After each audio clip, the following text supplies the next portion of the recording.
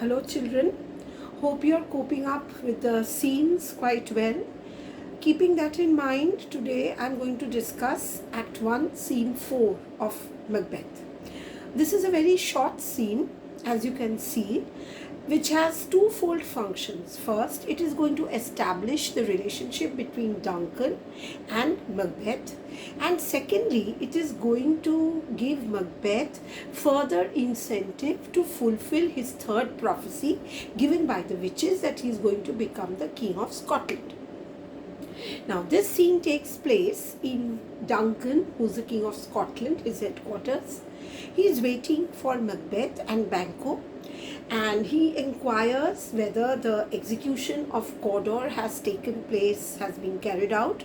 So Malcolm says that Cawdor has accepted his crime and he has asked for forgiveness from Duncan, and Malcolm further says, the way he describes Cawdor's execution, he says that he died with dignity.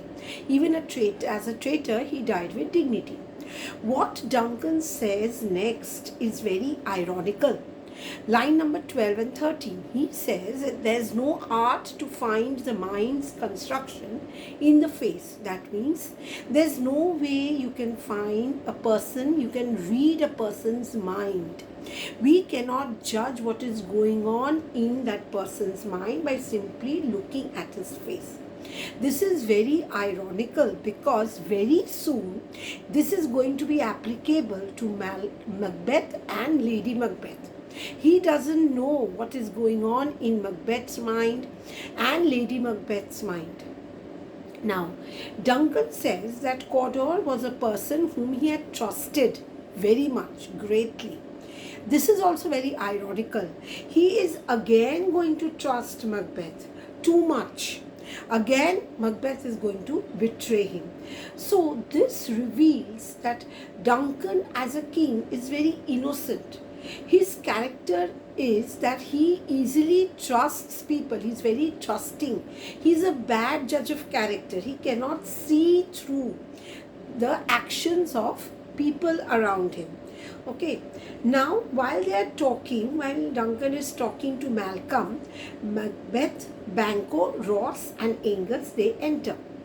Duncan is very delighted to see Macbeth. He is overwhelmed by Macbeth's bravery and says that he is extremely grateful to Macbeth, and he feels guilty because he is not able to give due credit to Macbeth. He is not being able to pay Macbeth duly. He says that Macbeth deserved much more than what he can give. Probably he would never be able to repay him. This reflects again Duncan's humility, humble nature. He says that Macbeth deserves much more and Duncan is not being able to give him. Macbeth in return tells him that it is his duty to serve the king and be loyal not only to him but his sons, daughters and the state and the throne. Doing his duty itself is a reward for Macbeth. Okay, receiving honor and love is what is much more than a physical reward. Now students, notice here we already know that Macbeth is planning to kill Duncan, which I had discussed in scene 3 where he is trying to fulfill the third prophecy of the witches. Now, so we can say that this is a dramatic irony. That means it is an instrument where the audience knows the real intentions, but the person concerned, that is Duncan, doesn't know. He is oblivious of Macbeth's real motives, real intentions. Duncan is naturally overwhelmed to hear this and says that he has been right in seeing Macbeth as a successor who's going to succeed him. He uses a metaphor to state this, line number 28 and 29. And then he then turns his attention to Banquo and praises him. He tells him that you also deserve no less. And then Banquo again uses a metaphor, which is line 33 and 34, saying, there if I grow, the harvest is your own. Means if I am allowed to grow and be successful, the harvest, that is the benefits, you are going to reap the benefits. As a king, you are the one who's going to profit. You will be the one who's going to benefit. Duncan expresses his happiness, and then he addresses everybody who's present over there and declares Malcolm, his eldest son, as the Prince of Cumberland. He further says that Malcolm is not the only one who's going to get this title, but there are other nobles who are present there who are also going to get the titles, further titles. So he uses a simile, saying where he compares the titles to the stars which are going to shine on the deserving people. Then he tells Macbeth that he would not visit that. He's going to visit his castle very soon as a mark of honor to Macbeth, okay, because he wants to show his love to Macbeth. Inverness, that is Macbeth's castle, so that it's going to strengthen the bond between Macbeth and Duncan. So this is also very ironical. Duncan is putting an effort to strengthen the bond, whereas Macbeth is planning to cut off all the bond, cut off all the ties, that is planning to kill Duncan. Okay, Duncan is again also very innocent. He doesn't know what is going on in Macbeth's mind. Macbeth tells him that it is an honor to receive the king. He will be very happy. His wife is going to be very happy, and he himself wanted to carry the news as a messenger and take the news to his wife. There's another reason why Macbeth wants to do this, because he wants to tell Lady Macbeth about the witches and what the witches have prophesied, and how one of the prophecies, that is Thane of Cawdor, has already come true. So now he wants ideas from Lady Macbeth as to how to materialize the last prophecy. Now there is an aside you all will notice, children, in the book, where by Macbeth, when the title is given to Malcolm, Malcolm has just received the Prince of Cumberland, so that has not been well received by Macbeth. He is not very happy that Malcolm has been given the title of Prince of Cumberland. So he says, Prince of Cumberland, that is a step. Step means that's an obstacle. Either he has to get over it, or he has to prevent the entire thing from happening.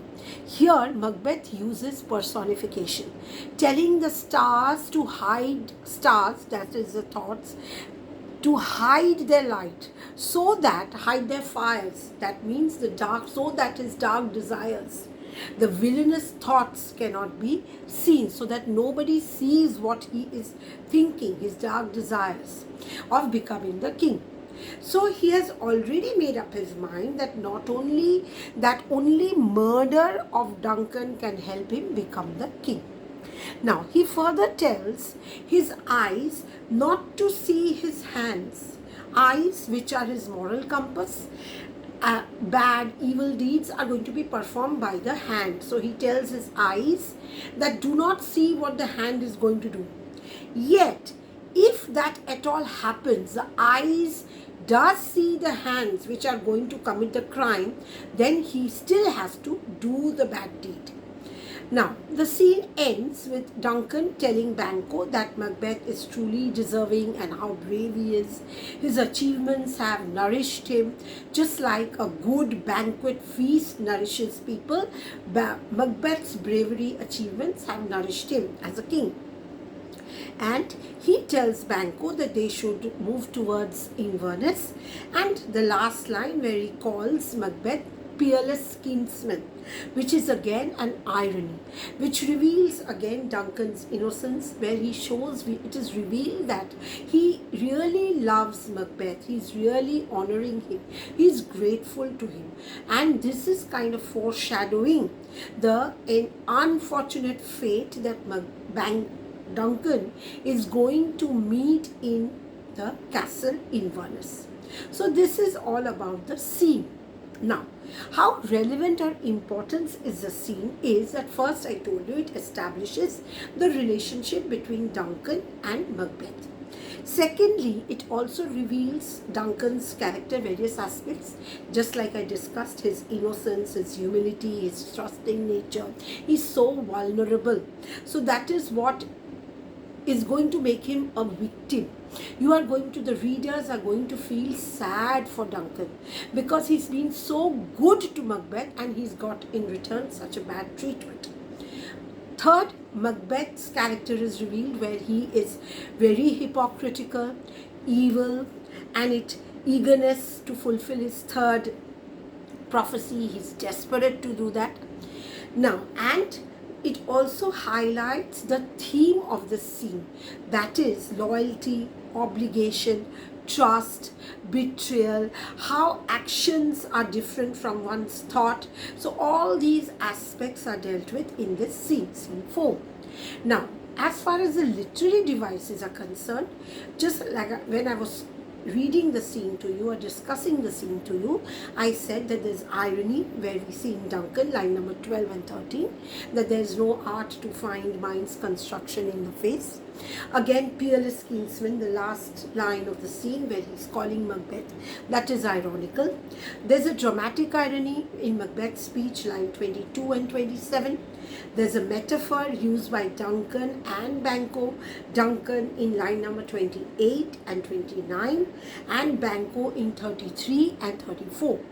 There's a simile in line 41 where Duncan is comparing the titles to the stars. There's an aside which is in line 48 by Macbeth, and also there's a personification in line 50 where he's telling the stars to hide their fires. All these literary devices are going to be helpful, especially in your reference to context, where you have to identify certain lines where you have to identify the literary devices when certain lines are given. So this is overall the scene 4. If it has been helpful, do like, share and subscribe to my channel and wait for more videos to come up. Thank you.